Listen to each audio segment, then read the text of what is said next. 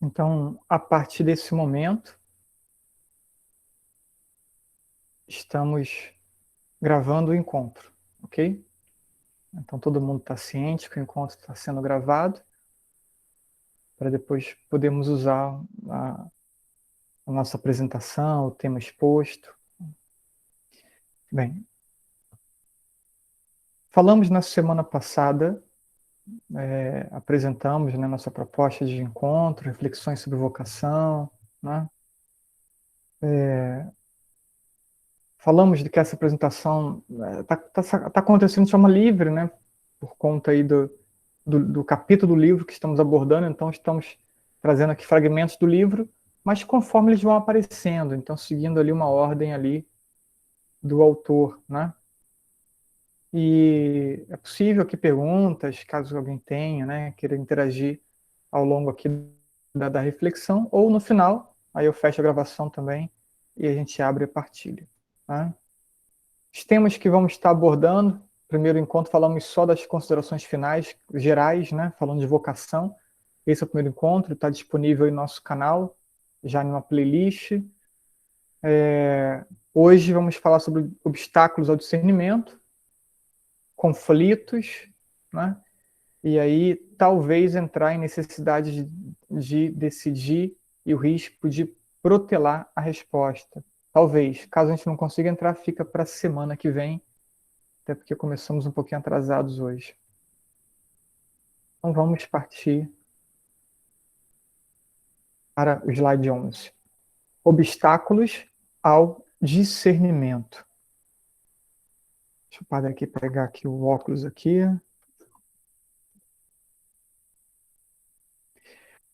Então, falamos de vocação. Agora a gente quer falar dos obstáculos para que a gente consiga discernir a vocação. E aí, começando, a carência de uma visão sobrenatural. Uma vida à margem de Deus, em medida mais ou menos intensa, com o espírito absolvido em coisas que passam e se desvanecem, sem uma percepção das realidades sobrenaturais que se escondem por detrás delas. É causa de que muitos cristãos destruam a sua vida aqui e comprometam a do além. Não há falta de luz. Ele é a luz. É o sempre. Também não falta o dom da vista. Em última análise, quem não vê é porque não quer. Pois se em muitos casos não há malícia, dificilmente deixa de haver superficialidade ou despreocupação. Então vamos comentar alguns aspectos aí desse trechinho da página 41 e 42. Carência de visão sobrenatural, né? Então, a pessoa vive à margem de Deus, não tem relação com Deus, e claro, não tendo relação com Deus, dificilmente vai conseguir também ter uma visão sobrenatural, né? Ter esse entendimento da vida sobrenatural. Então, essa limitação é um obstáculo, sem dúvida. Depois ainda, a vida demasiadamente absolvida em coisas que passam, né? Coisas mundanas, até lícitas, mas demasiadamente preocupadas com questões puramente materiais ou mundanas, ou que não tem nada a ver com a vida sobrenatural, com a posse do céu, com a vontade de Deus, né? Então, isso também é um obstáculo. Como a pessoa vai estar totalmente voltada para as coisas materiais, para as coisas da vida terrena, e pensar na possibilidade da conquista do céu, se não tem nenhuma preocupação com vontade de Deus, né? Então acaba que isso é o motivo porque muitos acabam comprometendo sua realização humana. Elas estão tão preocupadas apenas com o aspecto humano, se fecha à vontade de Deus, mas Deus é o autor da nossa vida. E como vimos na semana passada, o sentido de nossa vida passa pela vontade de Deus, passa pela nossa vocação.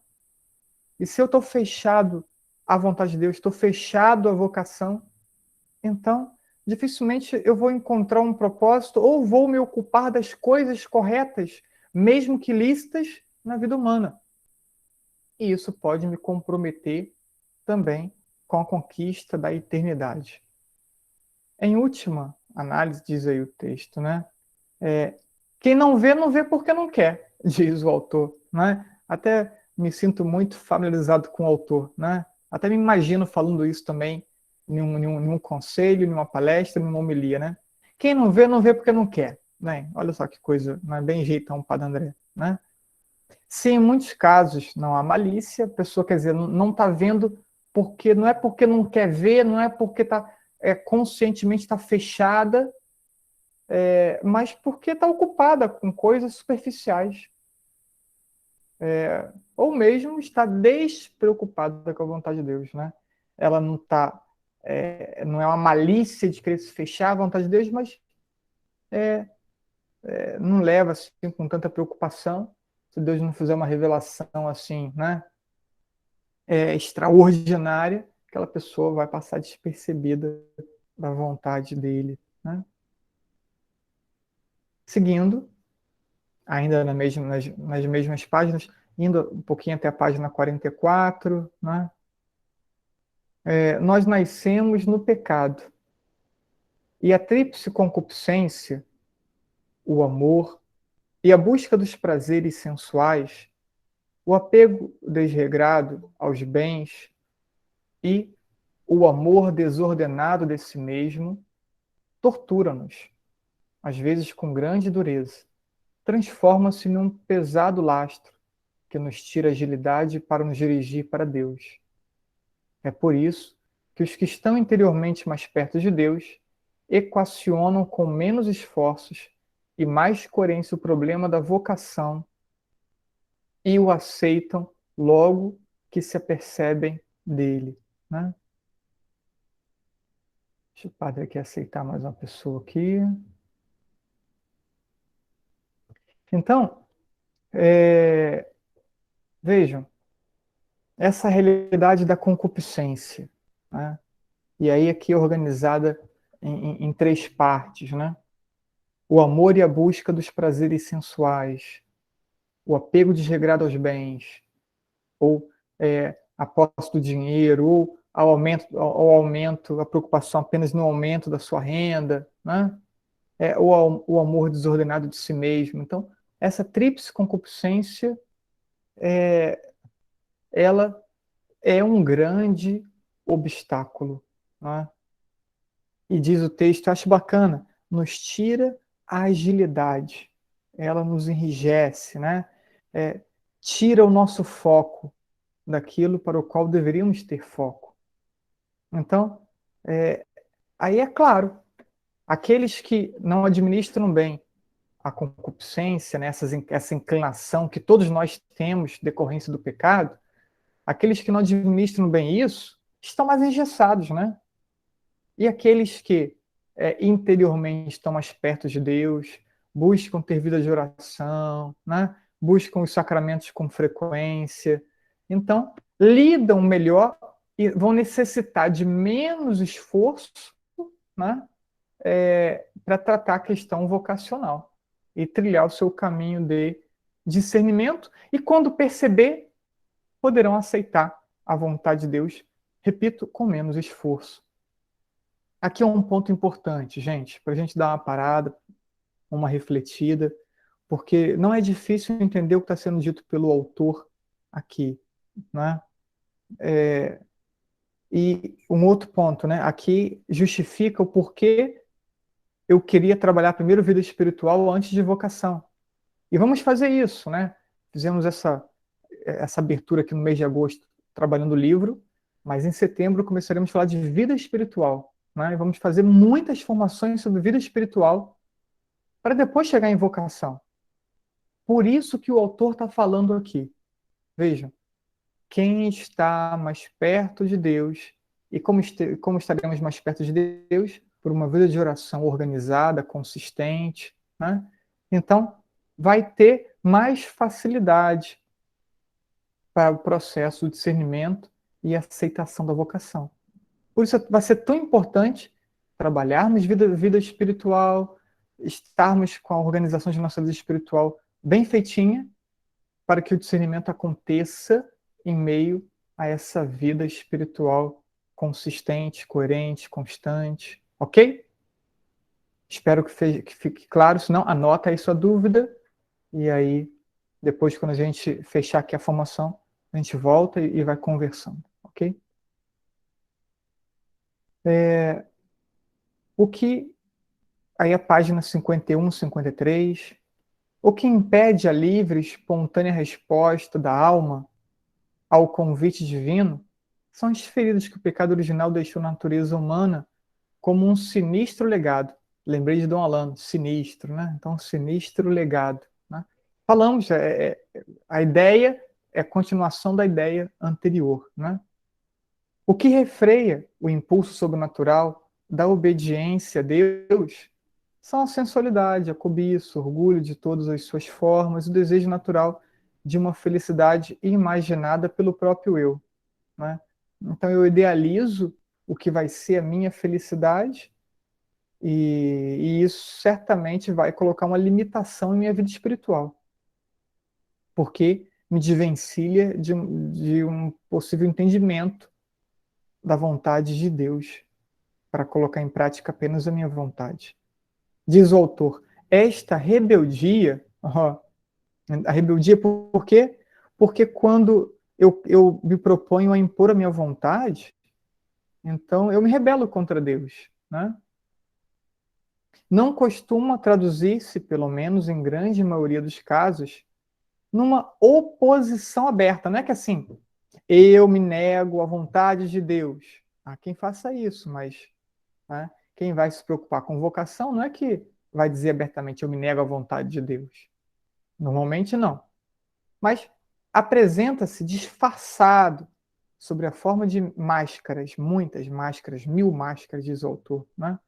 Das quais a mais importante será, porventura, a que faz retroceder o problema, furtando a decisão, ao momento imediatamente anterior da percepção, como vimos anteriormente, tardando a resposta.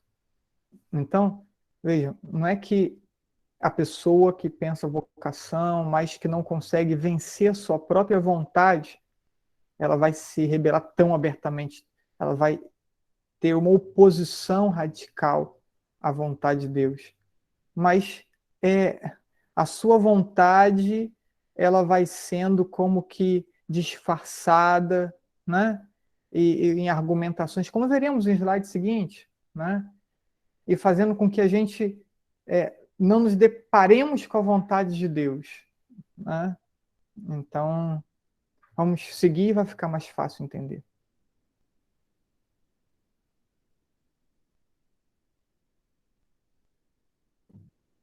A natural resistência a tudo o que é total. Deixa eu ver. Isso. A natural resistência a tudo o que é total e definitivo recorre a 1000 raciocínios e previsões. Há argumentos aparentemente lógicos e de peso. Então vejam, a resistência, uma resistência natural, né? A vocação é definitiva para a vida toda. Estamos falando na Semana da Família de uma fidelidade ao vínculo que permanece na união do casal, permanece até mesmo em uma situação de separação, por motivos seríssimos, né? Mas mesmo que tenha uma separação, o vínculo permanece, a pessoa teria que ser fiel ao vínculo. Então, é um compromisso até a morte, de verdade, o matrimônio, o sacerdócio, o sacerdote para sempre, a vida consagrada. Né? Então, é natural uma resistência a tudo que é definitivo, né? Dá medo, de verdade. Né? E aí, então, começa a recorrer a 1000 raciocínios e, e argumentos que aparentemente são muito lógicos, né? Mas nesse ponto é fundamental a sinceridade de cada um consigo mesmo. Você vai enganar quem? Vai enganar o padre da paróquia, né? Coitado do padre, né? Vai enganar pai e mãe. Então, é preciso uma honestidade consigo. sem essa honestidade, dificilmente se pode chegar à paz interior, porque é então que se torna mais próximo e ameaçador o perigo de falsear a própria consciência. Quem não é honesto consigo, quem não é honesto com aquilo que vai percebendo, quem não é honesto na abertura para com Deus, então corre o risco de ir gerando uma consciência falsa. Há laços tênues, pequenos interesses, sutil raciocínios, que nos impedem de ser verdadeiros ao equacionarmos exatamente e com toda a precisão o problema. Né? Como é difícil ao homem tirar a consequência prática das suas convicções intelectuais, quando estas lhe exigem um sacrifício. Como é longo o caminho que vai da cabeça ao coração. É uma citação feita, né, pelo autor do livro, se reportando a um outro autor. Então, laços tênues, pequenos interesses, né? Então, vão ali aparecendo, gerando essa dificuldade, ou né, gerando e construindo como que argumentos para corresponder a essa natural resistência. Quando o autor fala natural resistência, é porque essa resistência, esse receio, esse medo, ele aparece em todos nós. Todos. Todos temos medo. Eu lembro que, eu já citei isso, né, várias vezes, quando me foi proposto a questão vocacional pelo meu padre, eu relutei. Também tive medo, né? E chorei na época, jovem, né, 19 anos. Então, eu estava um tempo sozinho, sem namorar, voltei a namorar, né, para poder me apegar a uma ideia de que não, né, ser padre é construir família. Então, ó, voltei a namorar, né? Enfim, então é uma resistência. Eu pensava também, como é que eu vou para o seminário, né? Meu pai já é idoso, sozinho, eu tenho que cuidar do meu pai, como eu vou deixar meu pai sozinho, né? Olha só os argumentos como vão sendo feitos, né? Como que vão sendo construídos. Ó, eu sou muito bagunceiro, sou muito zoado, eu matei muita aula, briguei muito, né? Como é que eu pensar em ser padre? Né? Então, argumentos que a gente vai construindo, né? Para dizer, olha, não é isso não, esse caminho não é o meu caminho não, né? Então, é disso aí que fala. Cada um vai, dentro da sua realidade, também construindo seus argumentos para poder negar a vontade de Deus.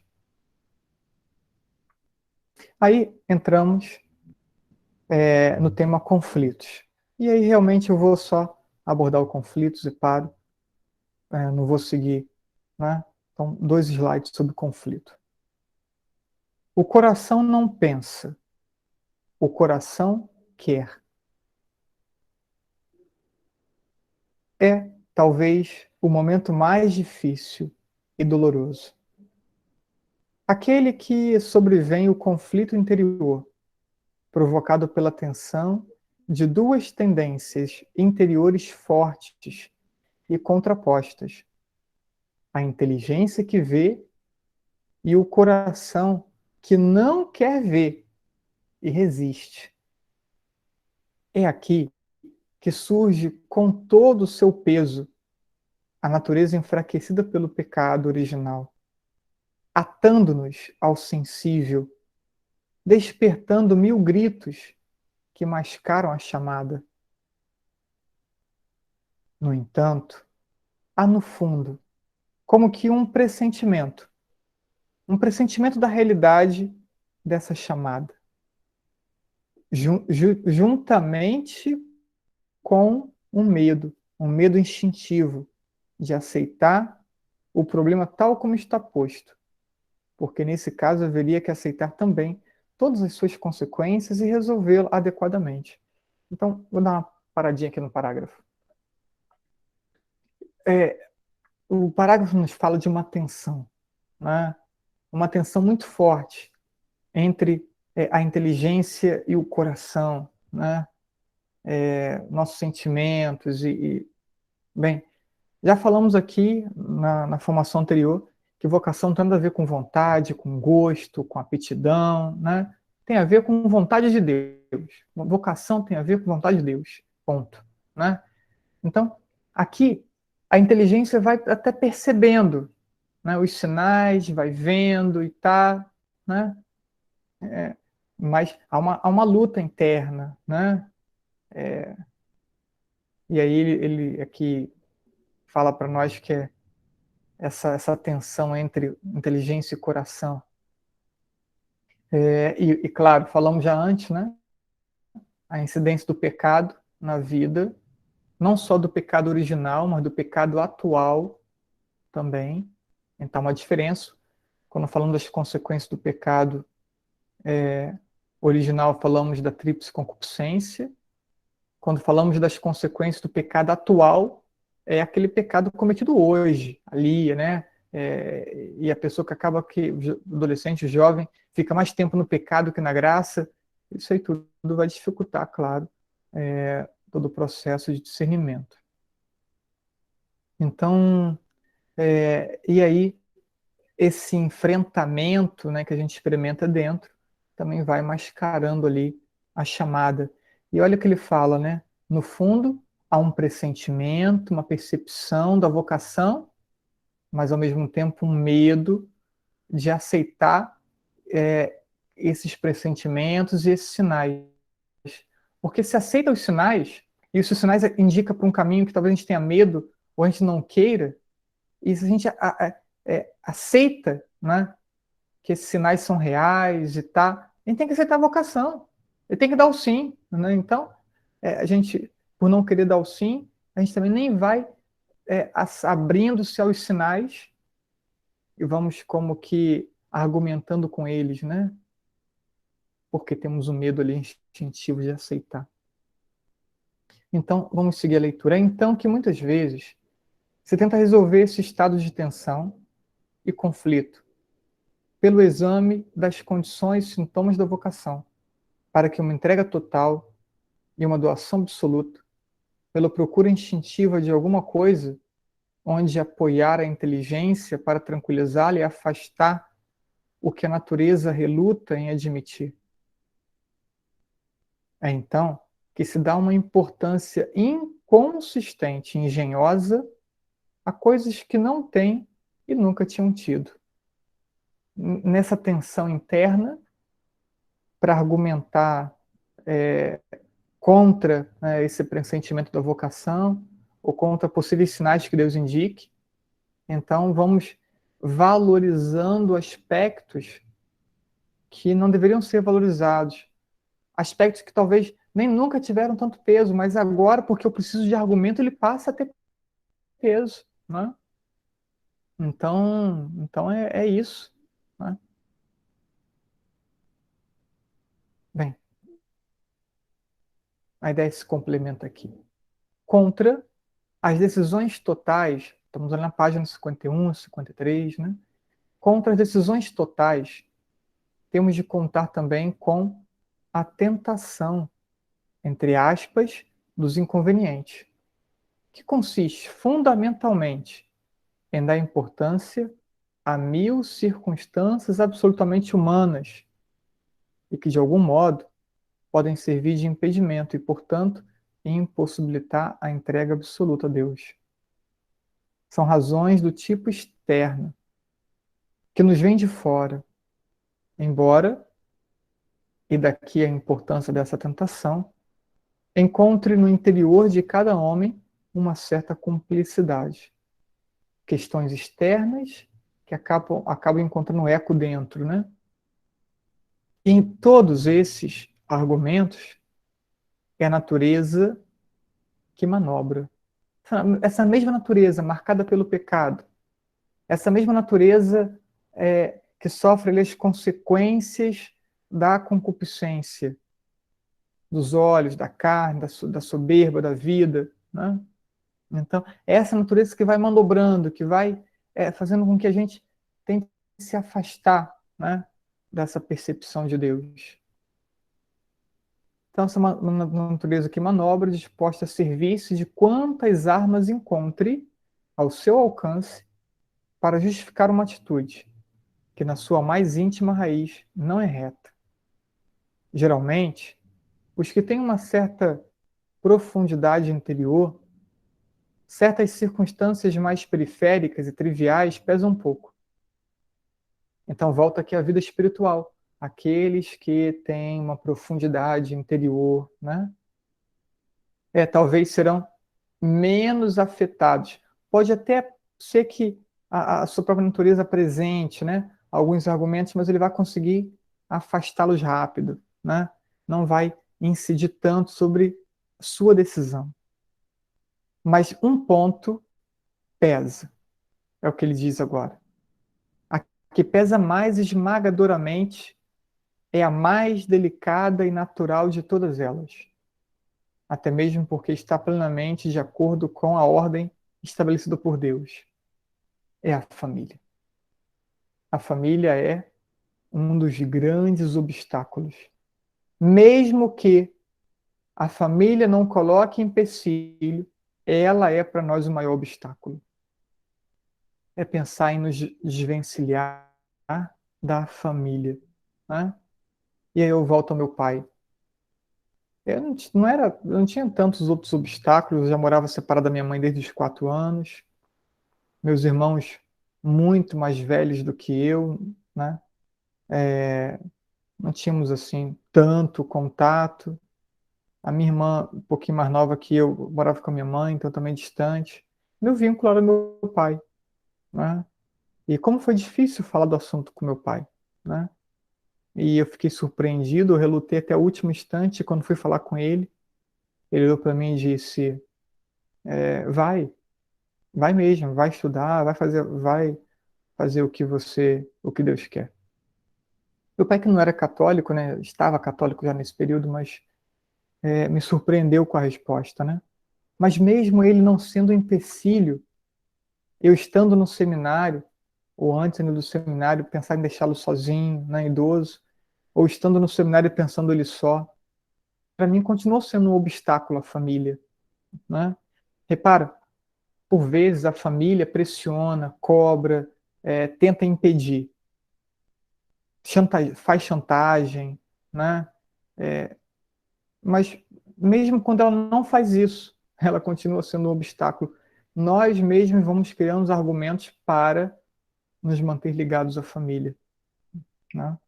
Ainda mais porque a entrega é total, a entrega é plena, né? Então, é isso, né?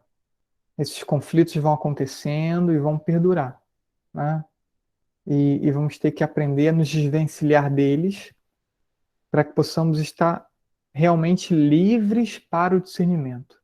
Nossa vida de oração tem que ser tal que a gente possa estar livre, né?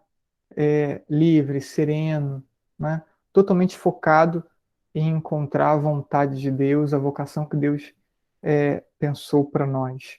Assim, vamos ter o discernimento e ter a capacidade de responder e seguir com fidelidade, né? Agora, esse estar livre, aberto, não é um abrir mão da vida. Enquanto vamos nos ocupando dos nossos afazeres cotidianos, vamos também, pela nossa oração cotidiana, tentando gerar para nós essa abertura, gerar para nós esse ambiente de diálogo com Deus. Já lemos aqui hoje, né? Deus é a luz, ele mostra, ele fala, né? Então não vê quem não quer. Então, assim, quando construímos vida de oração, podemos ficar tranquilos que Deus vai mostrar. Se formos coerentes, confissão frequente, comunhão frequente, controle de nossa afetividade, né? Deus vai mostrar.